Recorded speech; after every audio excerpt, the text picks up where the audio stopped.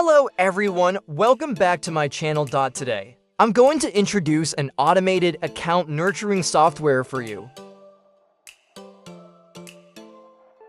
This is the main interface of the software. First, I will guide you on how to log in multiple accounts in bulk.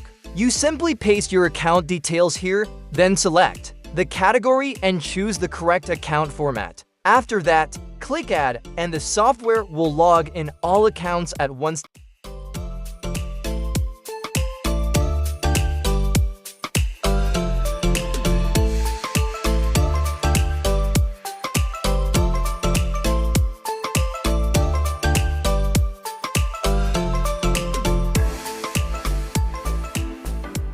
Next, go to Interactive Function and click at Script. Here, you'll see many different options. You can set up real human-like behaviors for your accounts, such as scrolling, the newsfeed, liking posts, reposting, and commenting.